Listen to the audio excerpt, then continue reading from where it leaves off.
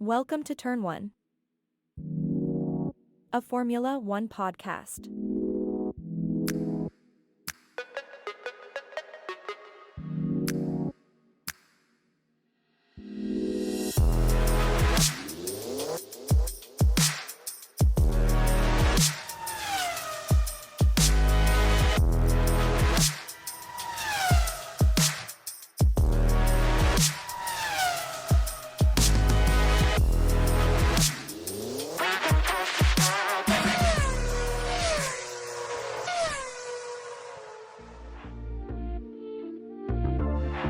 Now entering the grid. Here are your hosts, Thomas and Jeremiah. Welcome to Turn 1's recap of the 2023 Belgian Grand Prix. Some might say it was a snooze fest. I say, what a race. Jeremiah, what do you think? Interesting race. I saw some things that I liked. Ferrari looked pretty quick. That was cool to see. Aston Martin showed some pace in there a little bit. That was cool. But other than that, I mean, unless these teams were bringing boats to the race, it was really hard to make any progress around this track. I mean, it was completely soaked, saturated Friday through Sunday. And Sunday, not as bad, but it was definitely showing signs like it could turn out to be another version of practice and quali where it was just drenched in water. And we had a lot of tire issues, which we will certainly get to. But we're going to start things off going over kind of the qualifying, the practice sessions, and a little bit of sprint race before we dive into the Grand Prix. So, Jeremiah, what are your thoughts on practice and quali? Yeah, so practice, just like I said, was very rainy. So we had a lot of cars flying off. I mean, Carlos goes off, Joe goes off, Albon, Yuki, Logan. Those are just some of them. Some funny moments. You know, we had a Ferrari fan in the Red Bull garage, and Christian Horner walked over there and stuck a little piece of black tape right over the Ferrari logo. He's like, "Hey, man, you're not putting that in our cameras. I'm not gonna have that." He didn't want the he didn't want his car to just spontaneously explode like the Ferrari sometimes does. Yeah, you know, bring in that Ferrari energy. So that wraps up practice. As you know, there's only one, so it jumps straight into qualifying that same day. Q1, Logan spent the majority of the time rebuilding his car, so he wasn't out there. Hulkenberg goes out in Q3, which was wild. That's only the third time that's happened this entire season. Danny Rick got to 6th position, then got his lap deleted, kicked back down to 19th position. That stunk. And both Williams were out. Q2, Hamilton goes off and takes out Russell, or almost takes out Russell whenever he hops back onto the track. It was definitely dangerous. Ocon hit the wall, lost part of his wing. Verstappen squeaks through, getting 10th place in Q2. And Max's engineer and him had this little snippy moment where they were getting mad at each other. I thought that was hilarious. But they did all weekend. Yeah. Well, that was the first instance. It's hilarious. It's just basically he's like, that was terrible planning. And they were like, well, you know, it could have been handled a lot better on your part too. And he said, I don't want to hear any of that mess. I'm not here for any of that. So he comes out and Mad Max comes out for Q3. Mad Max takes out the field and basically gets first by 8/10, destroying the rest of the field. So he finishes with pole position, but because of his penalty, drops down to 6th. That's fine and dandy. Q3 was a lot of wets, and then they switched to sauce at the end. Verstappen got purple every single sector. Like I said, I found this funny. He apologized to his engineer at the end, and his engineer's response was slowly getting used to it.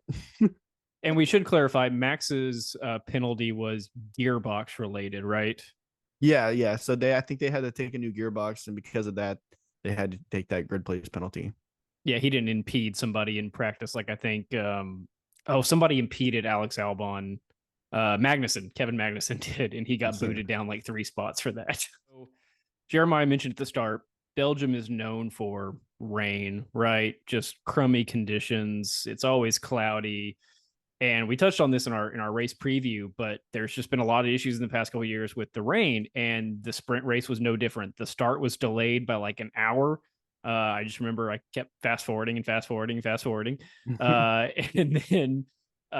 then once they finally got going, they did 4 to 6 laps under formation laps behind a safety car before they finally did a rolling start, which, you know, no big deal. It's a sprint. We've expressed our thoughts on the sprint race and its format throughout this podcast that we've been doing.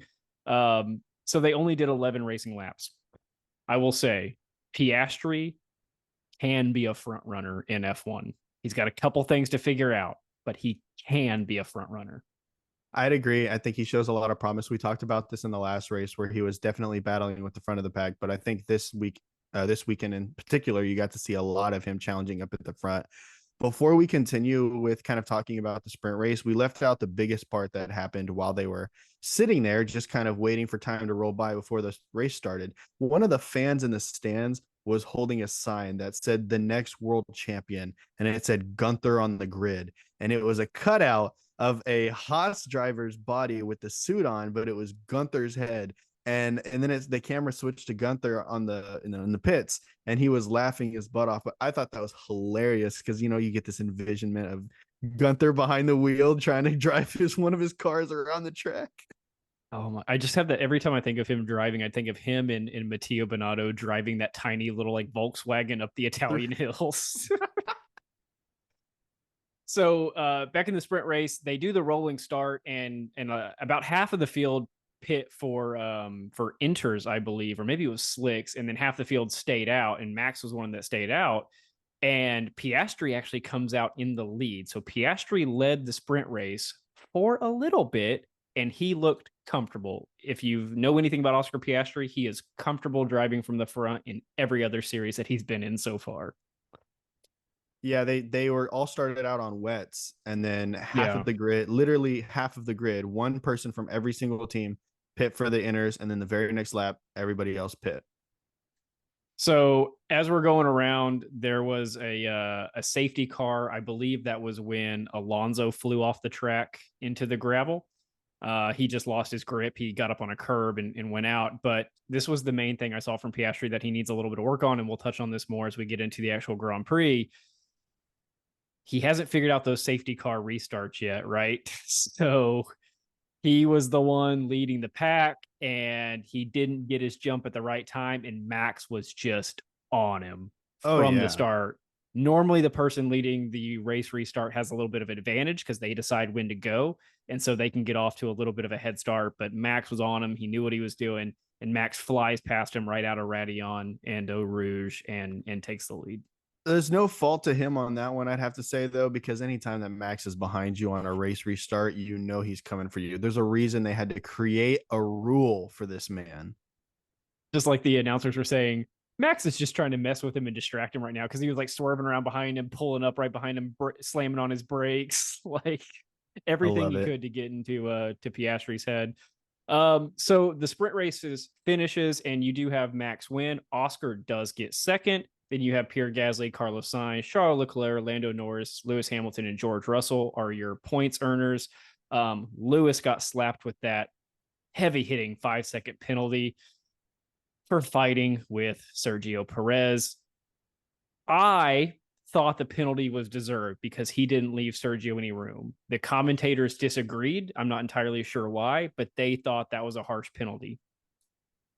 It's a great moment there for Gasly and Alpine, though, because whenever they finally pull the cars back into the pits and the drivers jump out, and then whenever typically the winner will run over to his crew who's all waiting for him, and they pat him on the helmet and they cheer and everything.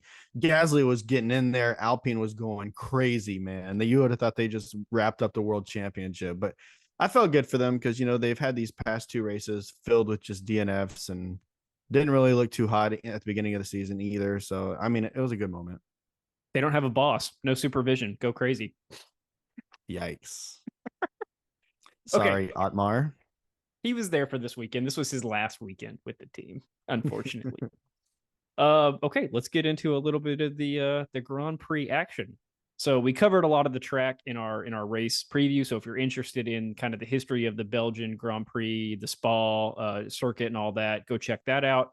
But the biggest difference for race day, like we mentioned at the top, was the dry conditions on Sunday. None of the teams had done any driving or any simulations in a fully loaded car of fuel on slicks because that situation hadn't presented itself yet, and it really hasn't in a couple of seasons. So there were a lot of unknowns about the tires going into this race. Yeah, it's something that they kind of just had to adapt to. I mean, you had an entire practice session, qualifying session, sprint shootout, and sprint race doing nothing but pretty much inners and wets with the occasional softs thrown on there. They're not a lot of data. And that's kind of one of the problems with these sprint race weekends is that, especially for the driver's sake, is that they get out there and you might collect some data for a couple laps, but that's all you're going to get for the practice session. And that's on a dry weekend. They had wets, they had no dry time running. So this race was completely unknown. Ooh. Okay, real quick before we get into the race start, Jeremiah ran through qualifying, but just a couple of call outs. Obviously, with Max taking a grid place penalty, you have Charles Leclerc starting from pole, which he had won the Belgian Grand Prix from pole before. Sergio Perez in second. And then you have the Aston Martins 9 and 10. Just, we'll see where this settles throughout the season. I think they're in a little bit of a low right now. And just a quick callback. This has no impact on the race, really, but Jeremiah guaranteed in our race preview that Daniel Ricciardo would be leaps and bounds ahead of his teammate Yuki Tsunoda. And I'm here to say that Yuki Tsunoda qualified in 11th and Daniel Ricciardo qualified 18, 19, was it?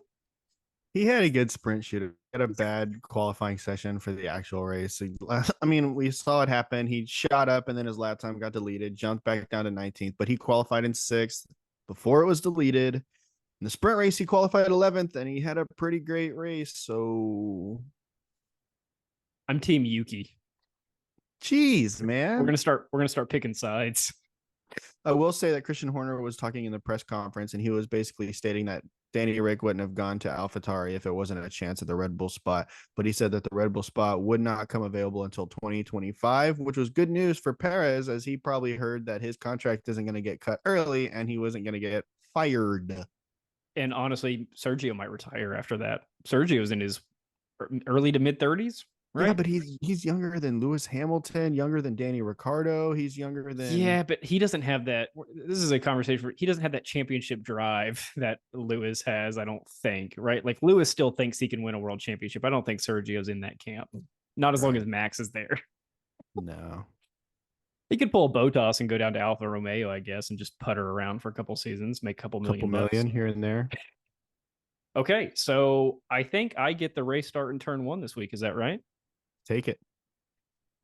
I gotta live up to the excellence that Jeremiah brings every week to this part of the program. I just try to idolize Crofty. Okay, I am quickly going to pull up a screenshot on my phone because I did take I've started taking pictures of the grid at key moments just so I can kind of see the colors of the cars and kind of take myself back to that point in the race.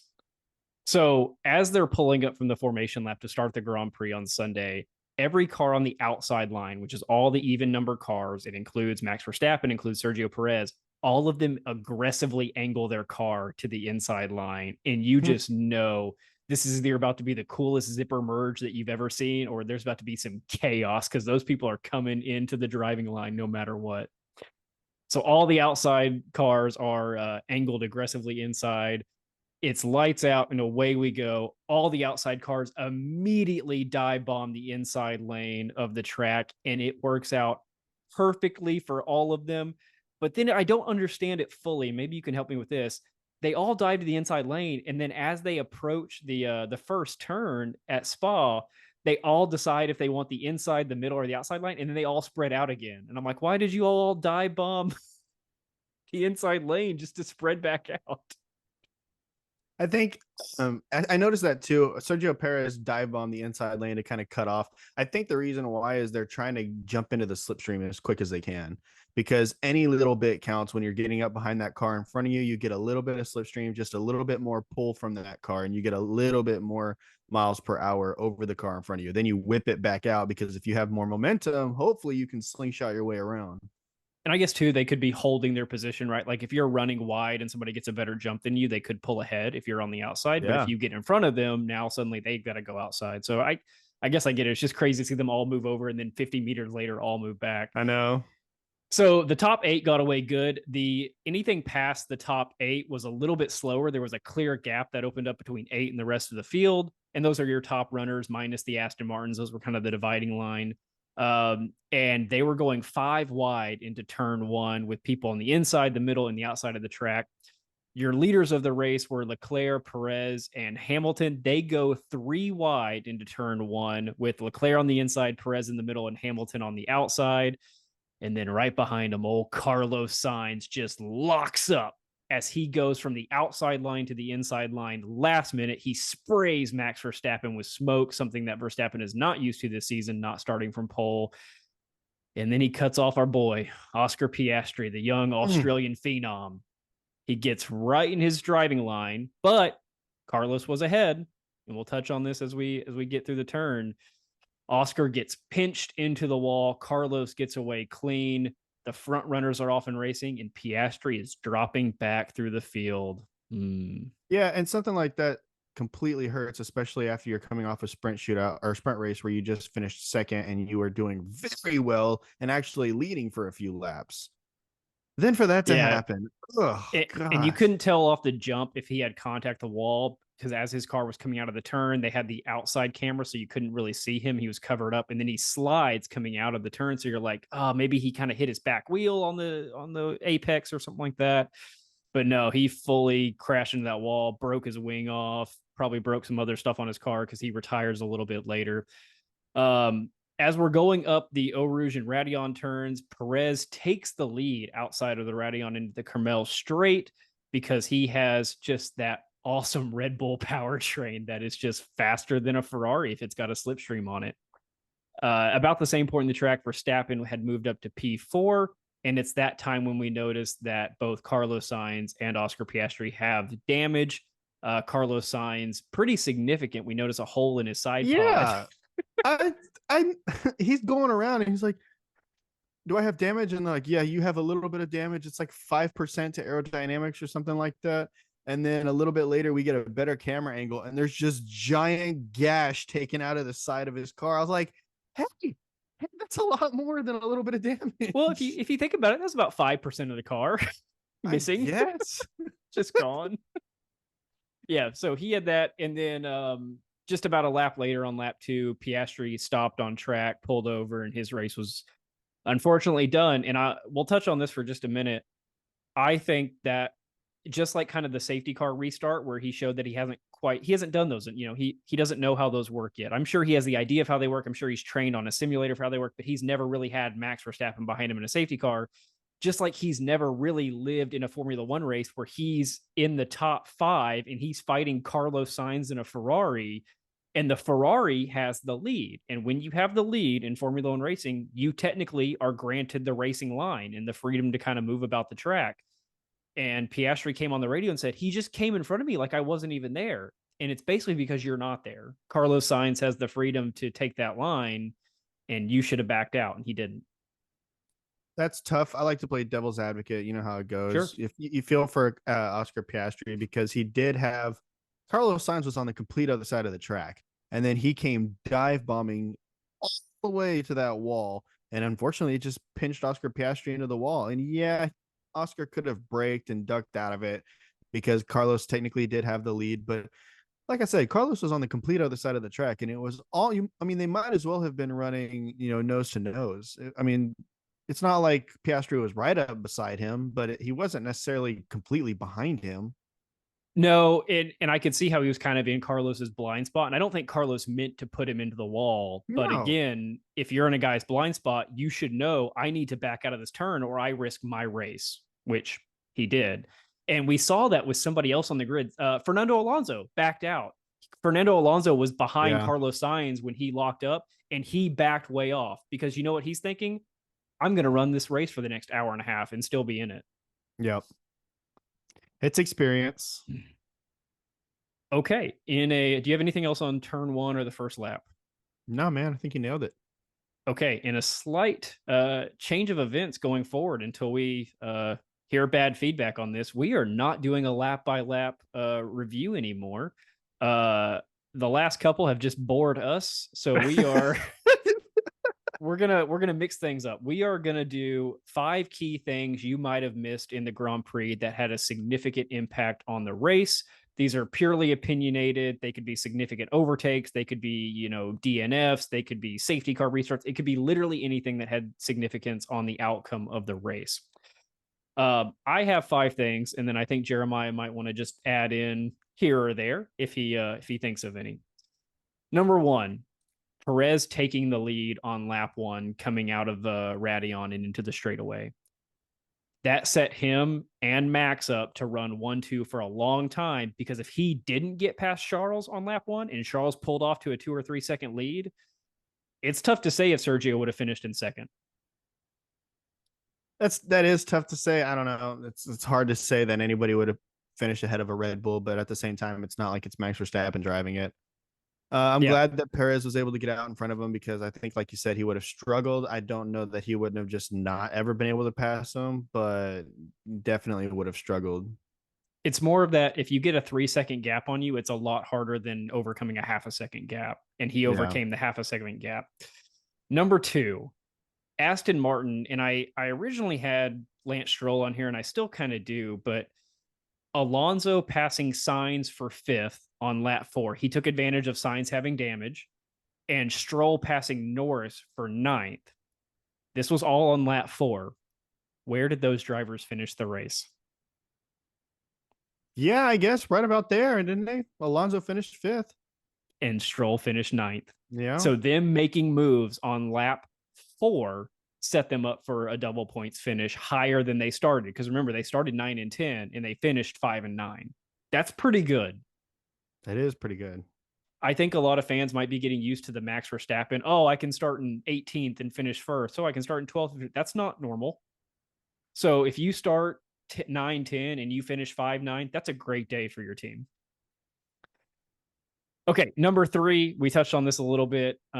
This had, I think, the biggest impact on the weekend: the no rain on race day and the no tire data, and the fact that it was supposed to be a 1 or 2 stop race turned into a 3 stop race for several teams, and a lot of teams had to run way longer on tire compounds that they weren't comfortable on. You saw drivers losing their tires, their rears or their fronts as the race progressed. Who was it? There was a couple drivers on like the last 10 laps that were just coming over the radio constantly saying that they didn't have any grip anymore. And so the weather definitely played a big part in it. Well, it's one of those things that excited me about that exact moment right there is the fact that these guys didn't have any data at all on the soft tires going into it. So whenever they had it, it's not like they could have been like, okay, odds are the soft tires are going to last 14 laps and then we're going to hop off them. We're going to switch to this, or they couldn't be like, no, we're going to do 9 laps on the softs and switch to another pair of softs and switch to a medium, or they couldn't do any of that. They got out there, they got on these tires, and I think it just caught them by surprise. I think they got about 4, 5, 6 laps in, and they were, wow, this is really tearing up our tires. We got to start coming up with some different strategies, because I know they were thinking it was going to be, they were showing the 1 and 2 stop, but it was a 3 and 2 stop, really, how this day turned out. And it could have been a 3 stop for more teams, and some teams could have even taken a 4 stop, because a lot of them took stops really early, like within the first 7 laps, they were burning through those soft tires. That's like what I mean. No data. Okay, number 4, Verstappen up to second place by lap 9 and taking the lead on lap 17. If you remember back, lap 17 is when we start getting indications of rain. So the only disadvantage Max has not starting in pole is chaos in a race. So if a race gets red flagged, if there's a safety car, if there's accidents, if there's a full stop restart where they line back up on the grid, that's chaos that you don't know what's going to happen. You could be the best driver in the world, and if somebody slides into you, your race is over. So him getting up into the lead before all of that potential chaos, not saying that led to him winning. I think he would have won either way, but it certainly kept him out of any potential danger, because he would have been the leader of any chaos. Yeah, whenever the only car that's in front of you is just your teammate who's 3 or 4 seconds ahead of you, you're not at any risk for any collisions or anything like that. Your damage is going to be very minimal. Then all you have to really worry about is your tires and fuel. I'll add that Max doesn't really play the team game, and he never really has, because when Max took the lead, literally a lap and a half later, he had kicked Sergio down to a 3-second gap. And Sergio was also pulling ahead of everybody behind him.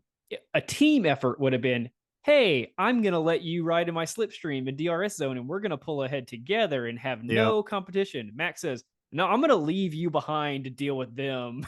I'm going to go win. I get it, but it's not really a team effort at Red Bull. No, I think it's kind of the Max show, and that's okay. He's winning. They're winning. What are you going to do? I did like how the commentator, Brundle said, does Max owe Sergio one for 2021 Oh, Abu yeah. Dhabi? And yes, he absolutely owes him one, but that will never be paid. No, not a chance. Okay, number 5. This was big for Lando and the McLaren. Obviously, with Oscar DNFing, McLaren is trying to work their way back into some kind of fight with somebody, right? We don't know if that fight is for fourth, third, or second at this point in the constructors, and we don't really know where it's at for the drivers either. It could be anywhere. They needed a points finish from Lando, and Lando started the race down in 7th as well, I think. But he was one of those ones that took an early pit stop. He pitted on lap 4, I believe, because he was one of the ones on the softs.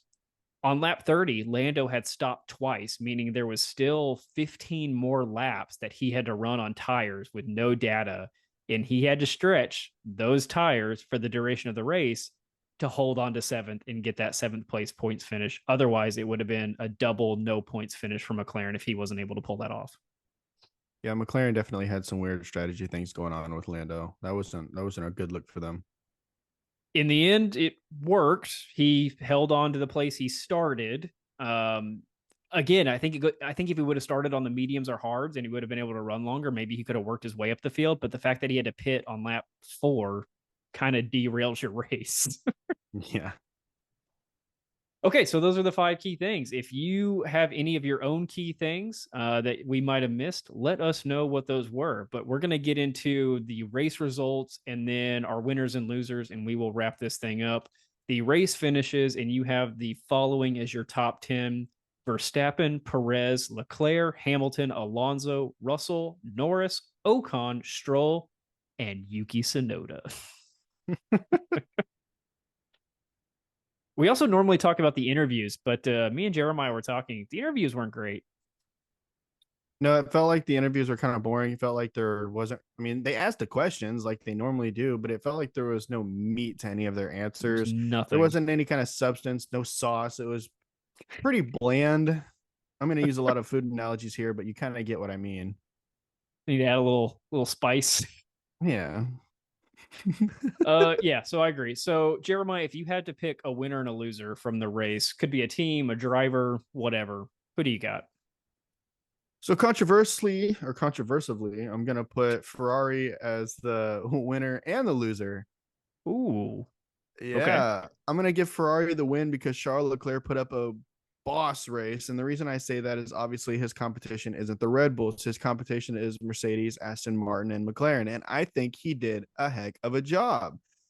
Here's where Ferrari is a loser. And that's that Carlos Sainz went 6 laps before we actually saw that he was going to have complications in this race at all. So on lap 6, that's when we start to see Carlos just dropping positions. He drops all the way back. Everybody gets this chance to pass him. And then once it's very obvious that that problem is going to be there, that's when he pits and they're like, hey, your race is pretty much over. So I'm going to give Ferrari the win and the loss for the day. Okay, my losers. I've got 2 losers for you.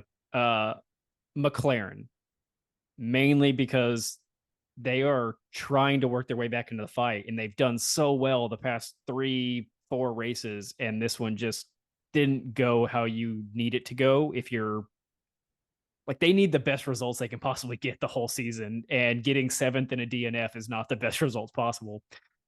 My second loser, Otmar. He's fired. Oh, man. And his team gets points with Ocon, and he's still fired. And his team gets points with Gasly. Gasly in the sprint race gets points. So we learned a couple things. One, we learned that Angry Max equals Super Max because he goes from barely missing out or barely making it into Q1 to finishing 8/10 ahead of the rest of the grid, all because he was upset with himself. So Angry Max, Super Max. One of the things I kind of attributed, kind of took from this weekend was that Aston Martin was the new Alpine. But after the race results where they finished in 5th and 9th, it's hard to say that. It's just, I want to say that just because they have Ferrari, Mercedes, Ferrari, Mercedes, and McLaren up at the front. And Aston Martin's kind of hanging out in this best of the rest kind of area. And Alpine's way under them. So they've kind of moved into the middle of the pack. So I have one winner for you. And this this might not even be a winner. I don't know. Obviously, Sergio had a good day. Leclerc had a good day. Verstappen had a good day. Whatever. Sergio's further cementing himself as second. Look at these standings up here behind me. Look at Alonso. Look at Hamilton. 1 point. If Alonso did not move up to fifth from his starting place, he would be behind Lewis Hamilton. Now, as the season goes on and we extrapolate out, it's likely Lewis Hamilton is going to pass Fernando Alonso. Right. But he didn't in Belgium. Nope. So if the season were to end today, Fernando Alonso is third. And that's pretty big. And then depending on once we get back from the summer break and they get back to racing, we'll see what Aston Martin's done over the break, if anything, and we'll see if they can fight back and maybe Fernando can hold his spot. Awesome. Well, guys, if you have any, like I said, any key things that we might have missed, certainly let us know in the comments. And how do you see this season playing out? Where's the battle to be watching? Is it still the battle for second, or does Perez kind of have that locked up? Does Mercedes kind of have that locked up? What do you think? Guys, if you think Max Verstappen DNFs for the rest of the season and Sergio Perez wins the championship, let me know down below. Let us know in the comments. Let us know. Email us, message us on Instagram, TikTok, whatever. Just reach out, man. All right, guys. We'll see you. Thanks. Bye, guys.